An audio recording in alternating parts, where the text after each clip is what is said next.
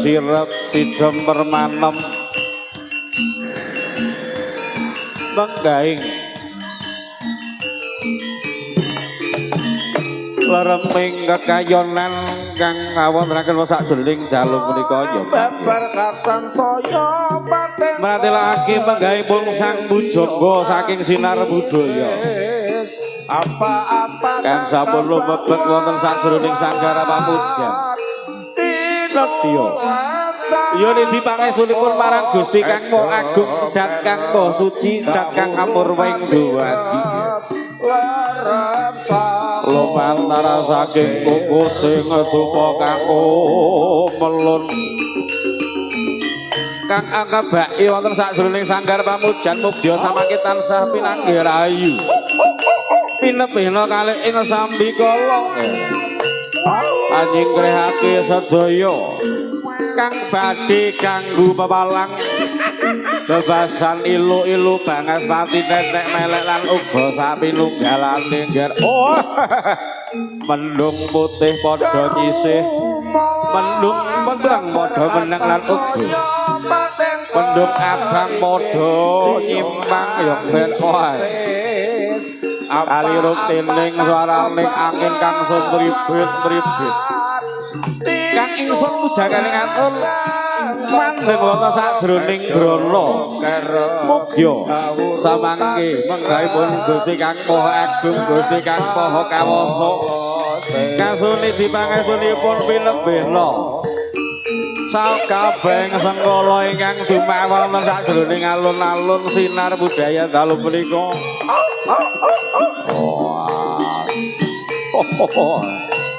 maneka warna wujude lan uga maneka warna cacahe ger abebasan ilu-ilu bangas pati tetek melek lan uga singa barok kang gegirisi lan uga bebayan liwat Netranya mantara kagrodine grahana tutuk ira mangawana bawa saabaning guwa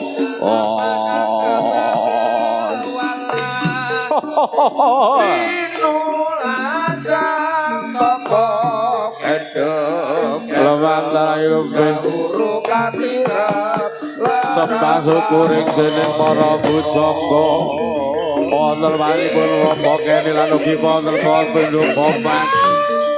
Inarya dumawa ingkang ngarupi mecut jaman diman Basan kaseblake gunung jugruk segara asat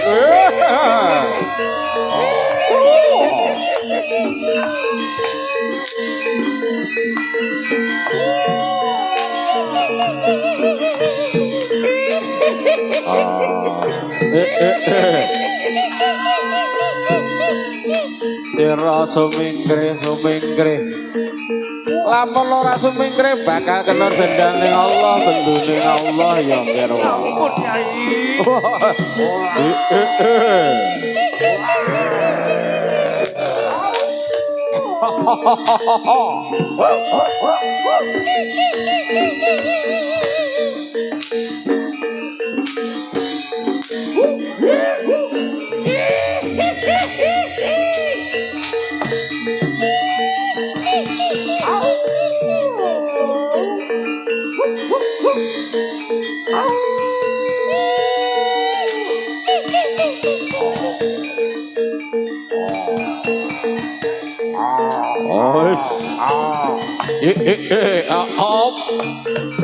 Men aku melu men.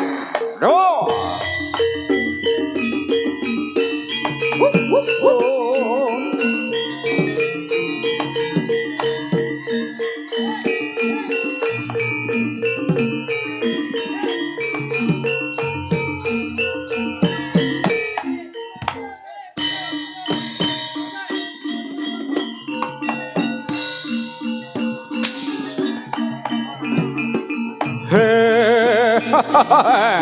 Padang Jinglang bebasan padepokan sinar budaya kang sampun katuraken dening mujangga ning atur anjing keke sakabehing bela sungkawa nggih. Wow. Yo yo yo yo yo yo yo.